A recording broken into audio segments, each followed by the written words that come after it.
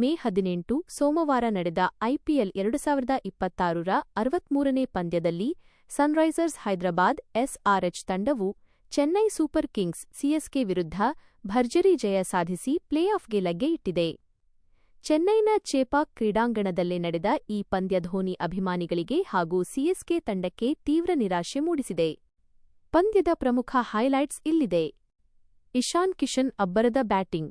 ಚೆನ್ನೈ ನೀಡಿದ್ದ 181 ರನ್ಗಳ ಸವಾಲಿನ ಗುರಿಯನ್ನು ಬೆನ್ನಟ್ಟಿದ ಎಸ್ಆರ್ಎಚ್ ತಂಡಕ್ಕೆ ಆರಂಭದಲ್ಲೇ ಟ್ರಾವಿಸ್ ಹೆಡ್ ವಿಕೆಟ್ ನಷ್ಟವಾಗಿ ಆಘಾತ ಎದುರಾಗಿತ್ತು. ಆದರೆ ಜವಾಬ್ದಾರಿಯುತ ಆಟವಾಡಿದ ಇಶಾನ್ ಕಿಶನ್ ಕೇವಲ 47 ಎಸೆತಗಳಲ್ಲಿ 70 ರನ್, 3 ಬೌಂಡರಿ, 7 ಸಿಕ್ಸರ್ ಚಚ್ಚಿ ತಂಡದ ಗೆಲುವಿನ ರೂವಾರಿಯಾದರು. ಹೆನ್ರಿಚ್ ಕ್ಲಾಸನ್ 26 ಎಸೆತಗಳಲ್ಲಿ 47 ರನ್ ಜೊತೆಗೂಡಿ ಇಶಾನ್ ಆಡಿದ ಆಟ ಎಸ್ಆರ್ಎಚ್ ತಂಡವನ್ನು ಸುಲಭವಾಗಿ ಗೆಲುವಿನ ದಡ ಸೇರಿಸಿತು. 19 ಓವರ್ಗಳಲ್ಲಿ 5 ವಿಕೆಟ್ ನಷ್ಟಕ್ಕೆ 181 ರನ್. ಗೆಲುವಿನ ಬಳಿಕ ಇಶಾನ್ ಕಿಶನ್ ಚೆನ್ನೈ ಪ್ರೇಕ್ಷಕರತ್ತ ತಿರುಗಿ ಬಾಯಿ ಮೇಲೆ ಬೆರಳಿಟ್ಟು ವಿಸಲ್ ವಿಸಲ್ ಊದುವಂತೆ ಸನ್ನೆ ಮಾಡಿ ಹೋಮ್ ಸಿಗ್ನಲ್ ತೋರಿಸಿದ್ದು ಭಾರೀ ವೈರಲ್ ಆಗಿದೆ. ಸಿಎಸ್ಕೆ ಕೋಟೆಯಲ್ಲೇ ಸಿಎಸ್ಕೆ ತಂಡಕ್ಕೆ ಮುಖಭಂಗ ನೀಡಿದ ಸಂಭ್ರಮ ಅವರಲ್ಲ ಎದ್ದು ಕಾಣುತ್ತಿತ್ತು. ಸಿಎಸ್ಕೆ ಪ್ಲೇಆಫ್ ಹಾದಿ ಕಠಿಣ, ಬಹುತೇಕ ಔಟ್. ಎಸ್ಆರ್ಎಚ್ ಮತ್ತು ಜಿಟಿ ಕ್ವಾಲಿಫೈ. ಈ ಗೆಲುವಿನೊಂದಿಗೆ ಸನ್ರೈಸರ್ಸ್ ಹೈದರಾಬಾದ್ ಹಾಗೂ ಗುಜರಾತ್ ಟೈಟನ್ಸ್ ಜಿಟಿ ತಂಡಗಳು ಅಧಿಕೃತವಾಗಿ ಪ್ಲೇಆಫ್ ತಲುಪಿವೆ. ಆರ್ಸಿಬಿ ಈಗಾಗಲೇ ಮೊದಲ ತಂಡವಾಗಿ ಕ್ವಾಲಿಫೈ ಆಗಿದೆ. ಸಿಎಸ್ಕೆ ಪರಿಸ್ಥಿತಿ. ತವರಿನಲ್ಲೇ ಸೋತ ಚೆನ್ನೈ ಸೂಪರ್ ಕಿಂಗ್ಸ್ ಈಗ ಪ್ಲೇಆಫ್ ರೇಸ್ನಿಂದ ಹೊರಬೀಳುವ ಅಂಚಿನಲ್ಲಿದೆ. ಅವರ ಮುಂದಿನ ಹಾಗೂ ಕೊನೆಯ ಲೀಗ್ ಪಂದ್ಯ ಗುಜರಾತ್ ಟೈಟನ್ಸ್ ವಿರುದ್ಧವಿದ್ದು, ಅದರಲ್ಲಿ ಕೇವಲ ಗೆದ್ದರೆ ಸಾಲದು, ಇತರ ತಂಡಗಳ ಎಲ್ಎಸ್ಜಿಡಿಸಿ, ರನ್ ರೇಟ್ ಹಾಗೂ ಫಲಿತಾಂಶಗಳ ಮೇಲೂ ಸಿಎಸ್ಕೆ ಅವಲಂಬಿತವಾಗಬೇಕಿದೆ. ಎಂಎಸ್ ಧೋನಿ ಅವರು ಗಾಯದ ಕಾಫ್ ಇಂಜರಿ ಕಾರಣ ಈ ಪಂದ್ಯದಿಂದ ಹೊರಗುಳಿದಿದ್ದು ಕೂಡ ಚೆನ್ನೈ ಹಿನ್ನಡೆಗೆ ಪ್ರಮುಖ ಕಾರಣವಾಯಿತು. ಒಟ್ಟಿನಲ್ಲಿ ಈ ಬಾರಿಯ ಐಪಿಎಲ್ ಕ್ಲೈಮ್ಯಾಕ್ಸ್ ರೋಚಕ ಘಟ್ಟ ತಲುಪಿದೆ. ಐಪಿಎಲ್ 2026ರ ಸೋಮವಾರದ May 18 Chennai super Kings CSK ಮತ್ತು ಸನ್ರೈಸರ್ಸ್ ಹೈದರಾಬಾದ್ ಎಸ್ಆರ್ಎಚ್ ನಡುವಿನ ಪಂದ್ಯದಲ್ಲಿ ಕೇವಲ ರನ್ಗಳ ಮಳೆ ಮಾತ್ರವಲ್ಲದೆ ಮೈದಾನದಲ್ಲಿ ಹೈಡ್ರಾಮಾವೂ ಸೃಷ್ಟಿಯಾಯಿತು.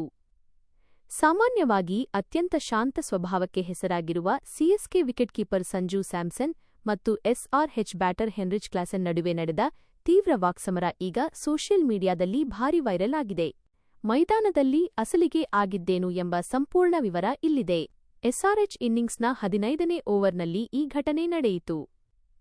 ಸಿಎಸ್ಕೆ ಸ್ಪಿನ್ನರ್ ನೂರ್ ಅಹ್ಮದ್ ಎಸೆದ ಗೂಗ್ಲಿ ಬಾಲನ್ನು ದೊಡ್ಡ ಶಾಟ್ಗೆ ಮತಾಂತರ ಮಾಡಲು ಕ್ಲಾಸನ್ ಕ್ರೀಸ್ನಿಂದ ಹೊರಬಂದರು. ಆದರೆ ಚೆಂಡು ಬ್ಯಾಟ್ಗೆ ಸಿಗದೆ ನೇರವಾಗಿ ವಿಕೆಟ್ ಕೀಪರ್ ಸಂಜು ಸ್ಯಾಮ್ಸನ್ ಕೈ ಸೇರಿತು. ಕ್ಲಾಸನ್ ತಮ್ಮ ಬ್ಯಾಲೆನ್ಸ್ ಕಳೆದುಕೊಂಡು ಕ್ರೀಸ್ಗೆ ಕಾಲಿಡುವಷ್ಟರಲ್ಲಿ ಸಂಜು ಸ್ಯಾಮ್ಸನ್ ಎಂಎಸ್ ಧೋನಿ ಶೈಲಿಯಲ್ಲಿ ಅತ್ಯಂತ ವೇಗವಾಗಿ ಬೇಲ್ಸ್ ಹಾರಿಸಿದ್ದರು. ಆನ್ಫೀಲ್ಡ್ ಅಂಪೈರ್ 3ನೇ ಅಂಪೈರ್ಗೆ ರೆಫರ್ ಮಾಡಿದಾಗ ಕ್ಲಾಸನ್ ಅವರ ಹಿಂಗಾಲು ಕೇವಲ ಗೆರೆಯ ಮೇಲಿತ್ತು, ಗಾಳಿಯಲ್ಲಿತ್ತು ಎಂಬುದು ಕನ್ಫರ್ಮ್ ಆಗಿ ಔಟ್ ಎಂದು ಸ್ಕ್ರೀನ್ ಮೇಲೆ ಮೂಡಿತು. Death stare. ಯಾವಾಗ ಥರ್ಡ್ ಅಂಪೈರ್ ಕ್ಲಾಸನ್ 26 ಎಸೆತಗಳಲ್ಲಿ 47 ರನ್ ಔಟ್ ಎಂದು ತೀರ್ಪು ನೀಡಿದರೋ ಆಗ ಸಂಜು ಸ್ಯಾಮ್ಸನ್ ತಮ್ಮ ಎಂದಿನ ಶಾಂತ ಮುಖಭಾವ ಬಿಟ್ಟು ಸಿಟ್ಟಿನಿಂದ ಕ್ಲಾಸನ್ ಅವರತ್ತ ತೀವ್ರವಾಗಿ ದಿಟ್ಟಿಸಿ ನೋಡಿದರು, ಡೆತ್ ಸ್ಟೇರ್ ಕೊಟ್ಟರು. ಈ ವಿಕೆಟ್ ಸಿಎಸ್ಕೆಗೆ ಅಷ್ಟು ಪ್ರಮುಖವಾಗಿದ್ದರಿಂದ ಸಂಜು ತಮ್ಮ ಅಗ್ರೆಸಿವ್ ಎಮೋಷನ್ ಹೊರಹಾಕಿದ್ದರು. ಕೆಂಡಾಮಂಡಲವಾದ ಹೆನ್ರಿಚ್ ಕ್ಲಾಸನ್. ಸಂಜು ಸ್ಯಾಮ್ಸನ್ ಅವರ ಈ ವರ್ತನೆ ಮತ್ತು ಔಟ್ ಆದ ನಿರಾಶೆಯಿಂದ ಕ್ಲಾಸನ್ ಸಂಪೂರ್ಣವಾಗಿ ತಾಳ್ಮೆ ಕಳೆದುಕೊಂಡರು. ಪೆವಿಲಿಯನ್ಗೆ ಹೆಜ್ಜೆ ಇಡುತ್ತಿದ್ದ ಕ್ಲಾಸನ್ ಮಧ್ಯದಲ್ಲೇ ತಿರುಗಿ ಸಂಜು ಸ್ಯಾಮ್ಸನ್ ವಿರುದ್ಧ ಆಕ್ರೋಶ ಹೊರಹಾಕುತ್ತಾ ಕೆಲವು ಕಠಿಣ ಶಬ್ದಗಳಿಂದ ಬೈದರು. ಇಬ್ಬರ ನಡುವೆ ಮಾತಿನ ಚಕಮಕಿ ಜೋರಾಗುತ್ತಿದ್ದಂತೆ ಮೈದಾನದಲ್ಲೇ ಹೈಡ್ರಾಮಾ ಸೃಷ್ಟಿಯಾಯಿತು.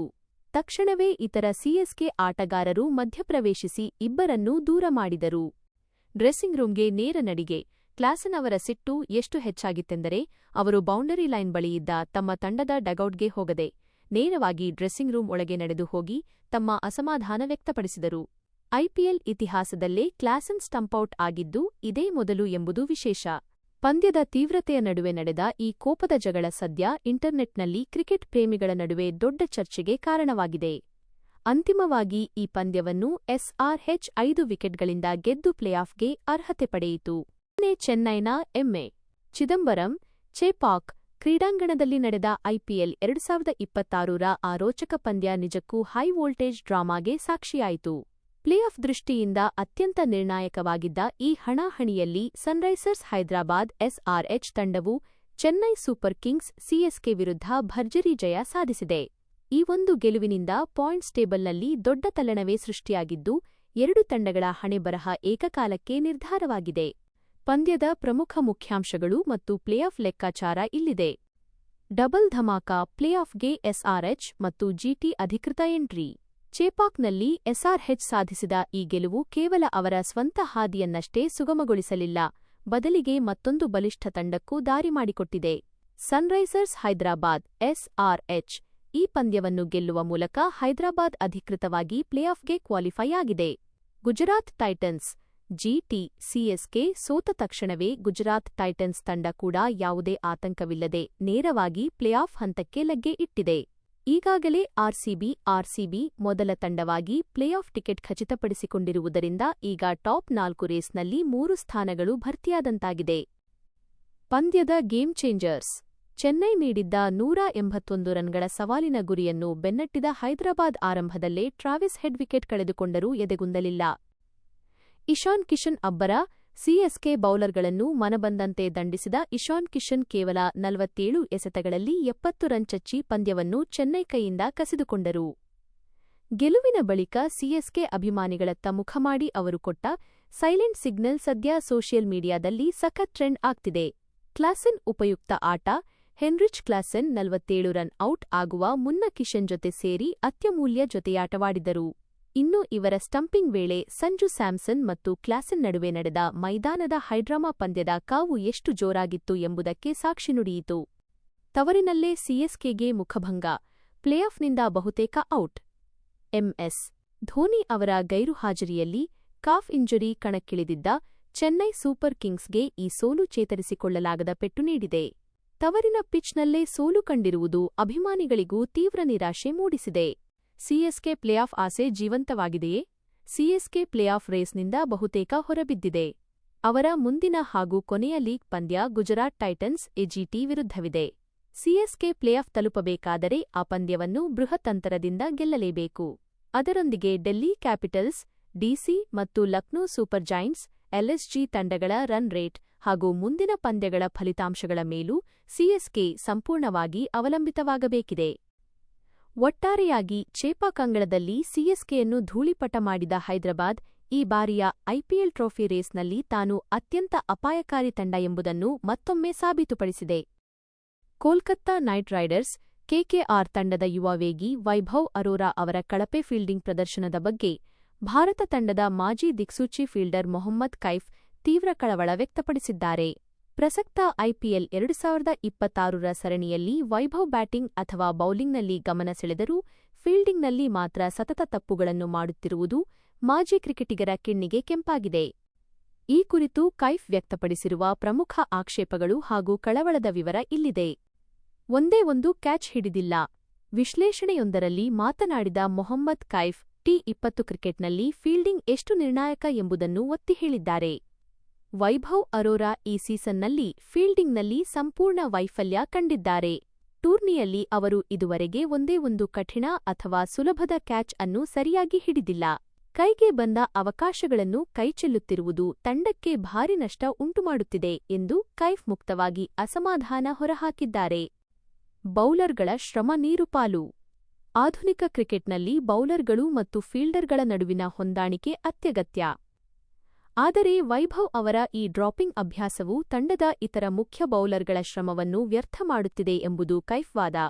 ಕ್ಯಾಚ್ ಡ್ರಾಪ್ಸ್ ಸಮ ರನ್ ಉಡುಗೊರೆ. ಟಿ20ಯಲ್ಲಿ ಒಮ್ಮೆ ಜೀವದಾನ ಪಡೆದ ಬ್ಯಾಟರ್ಗಳು ಪಂದ್ಯದ ಚಿತ್ರಣವನ್ನೇ ಬದಲಾಯಿಸಿಬಿಡುತ್ತಾರೆ. ವೈಭವ್ ಬಿಟ್ಟ ಕ್ಯಾಚ್ಗಳು ಕೆಕೆಆರ್ ತಂಡಕ್ಕೆ ಹಲವು ಪಂದ್ಯಗಳಲ್ಲಿ ದುಬಾರಿಯಾಗಿ ಪರಿಣಮಿಸಿವೆ. ಮೈದಾನದಲ್ಲಿ ಚುರುಕಿನ ಕೊರತೆ.